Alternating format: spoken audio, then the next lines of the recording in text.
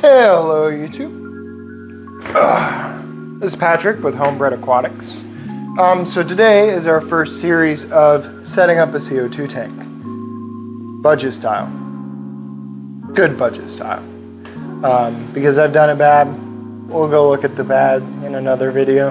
But we're setting up a good budget CO2 system. Alright. So this first part is just going to go over the equipment, kind of what I chose, why I chose it, in the price ranges and where it varies. First off, CO2 tank.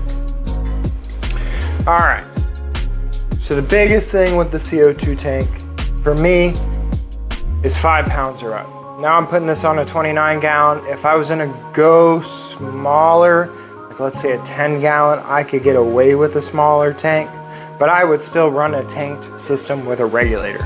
I don't think I'd buy the Fluval little kit ones unless I was going like 2 to 5 gallons max, and then I really still don't like them. But CO2 tank. Now, this is a 10 pounder CO2 tank. I could have absolutely done a 5 pounder, but I wanted to last longer, and this is what I had. So, talking about CO2 tank prices. This is where the budget becomes not budget, but it's just one of those necessities. I'm not ever going to do a DIY CO2, and I have multiple reasons for that. Reason number one is it runs out a lot faster, and when you run out of CO2, you have issues. Even when I run out of CO2 on these tanks after like 4 to 6 months, I just start blooming with algae issues. And that's just from pressure going down. I'm not even talking about complete loss of CO2. It's just pressure. So, I like tanks. And I have almost 60 fish tanks. And I don't have time to try to watch every one of them and do a refill and build it all back up. Get a tank, spend the money, please. All right. Second off, regulator. So our CO2 regulator, this is my budget but good. I have budget ones. I have expensive ones. And then I have this. This is the F Zone. I got it off of Amazon for $53. And it's everything I want out of it. It has my pressure regulator. It has how much CO2 I still have in the bottle on there. This shows 0 just because I haven't cracked it open. Has my bubble counter, has my electronic control, and has my bubble adjustment. So everything I need to set up CO2 perfectly fine. And I've had a couple of these and they've all worked great for 53 bucks. And crap, if it goes out, if something happens, it's $53. Buy another one. For instance, the other one on my other tank is like $200. I don't want to buy another one of those, but these have worked just fine for me. So, CO2 tank out of the way. Ugh. Next up on the necessities, timer. Talking about a electronic control is the timer. Must have a timer, must have a timer. Unless you're just that person that is always perfectly on time. And I don't know anybody like that. But anyway, I got this on Amazon, 2-pack for $10, so 5 for 1. And if you need 2 of them, the other one goes on your tank for your light. So this I'm gonna set about 2 hours to an hour before the lights come on, so I can build up CO2 in the system. But it is a must need. Good budget item, easy, inexpensive. You should always have these if you have tanks. I don't care if you have 1 tank, 2 tanks, 60 tanks, you need these. Next up on the list, inline diffuser. Ooh, diffuser. Anyway, so our inline diffuser is what's gonna hook up to our canister filter and right in between the tubing. I'll cut the tubing, I'll plumb these lines, I'll screw them in, and then I'll pipe my air line hose into this, and this is gonna diffuse the CO2 and send it out. So, 20 bucks on Amazon. I'll have a link in the description. Another nice budget item. These do get more expensive.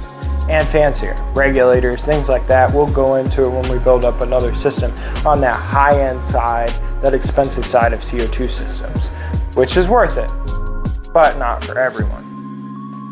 So, that out of the way. Other thing for our CO2 system, CO2 line. Now, listen to me.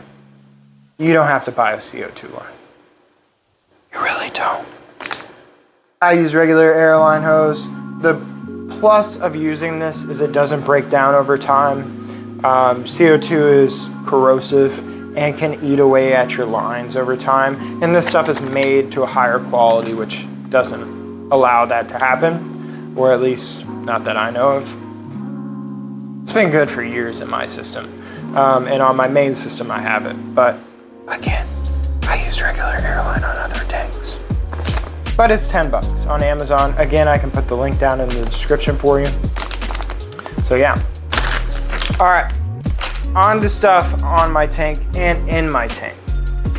Over here, chair stuck. Over here we have my canister filter. Now, this is a huge canister filter for a 29 gallon. Really big. I don't even know what it's rated at. But bigger is better when it comes down to filtration, in my opinion, as long as it's not kicking fish around. And my fish seem to be perfectly fine in this tank and have been for the last 6 months. So, this is a top fin brand. I think I got it for free. But I highly recommend going canister filter. There's a reason we're going with this on this tank and not hang on the backs. Show you that in another video too. I've done hang on the backs. I have a hang on the back on a very successful tank, but we'll see why that's successful versus my other one's not successful. Another thing I like about this canister versus some other brands is just that it has your plastic piping. Easy to put the inlines on, flawless connections. Might have to heat up the line a little bit to plug it in or plumb it in, but pretty easy. All right, next off, the tank. Anyway, so just the other day, I completely vacuumed out all the sand in this tank.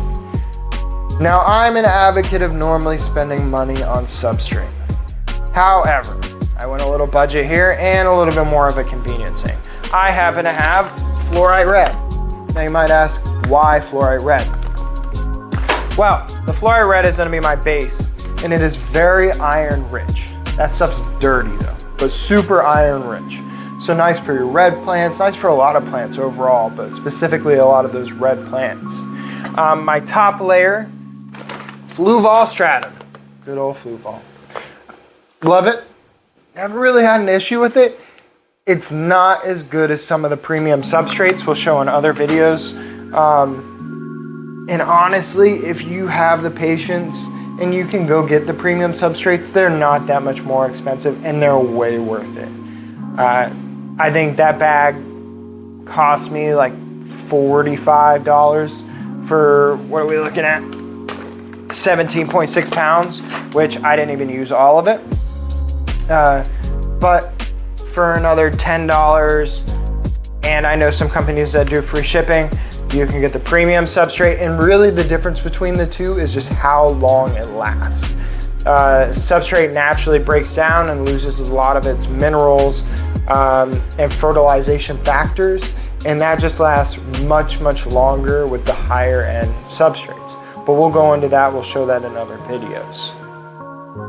So next would be the lighting, and this is where I'm probably the most skeptical on this. Now these lights have been on the tank for about 4 months. I've swapped lights in and out on this tank periodically. I had algae like crazy. I wasn't growing my Bucellothanthra, hence why we're going CO2 now. And I know it will grow when we get this in there. So I'm running 2 lights on here. My first one is my trusty Aquanites. Gotta love those knockoff Chinese lights. But the Aquanites for a 30-inch light, I think $35, really good bang for your buck. Decent light. Is it as powerful as others? Absolutely not. Does it work well? Absolutely. My second light on here is going to be Hager. I'll have a link in the description for both of these. And the Hager, if you look at my blog post, Learn from My Mistakes, and my planted guide, I show a graph on budget lighting and where they tear off. And Hager sits right below the Fluval, which the Fluval is nearly 4 times the price of Hager. So I think it's a decent budget light. I think for a 30-inch one, it was $45, $50 or so, versus $150-ish for a Fluval, or even going higher up into the secret sauce if these lights don't work down here, which we'll pull those out one day and you'll see what those are.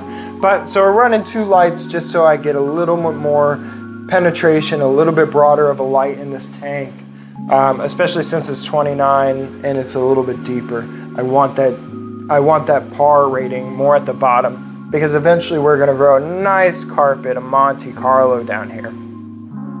So all in all, excluding the CO2 tank, because honestly, that's going to vary everywhere. I think I bought this CO2 tank for $40 from a guy on one of our local groups.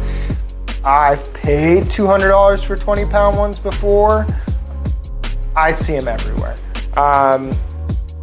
You can even buy them pretty messed up and then swap them out at other CO2 places, or not CO2 places, but welding shops, things like that, where they have to fill up CO2 bottles for their job. A lot of them will swap them out. And then if you get a nice bottle, bring it to a local fish store. If you have one locally that fills CO2, and get it filled up there. If you don't have CO2 in your area, I guess it's the DIY option, and I'm sorry, but I feel like you should find CO2. And if it's like a journey an hour away, get a big bottle and worry about it once every 6 to 8 months. That's the CO2 bottle. Like I said, the regulator, $53, the timer, $5, the inline diffuser was $20. Our fluorite for this was, I think I paid $30 for the fluorite for that big bag. Didn't use it all. Not necessary. I could have just absolutely ran a whole bag of stratum and been perfectly fine. So about $45, $50 for stratum. My airline, $10. My canister varies for everybody. This one was free. And then our 2 lights over here for about $80. So yeah, hope you enjoyed the budget end of it, or I'll say the good budget version. And then in our next video, we're gonna roll into install, and I'm gonna show you how to install all this stuff, how to set it up, and where we need to start it off at. Alrighty, catch you guys in the next video. Bye.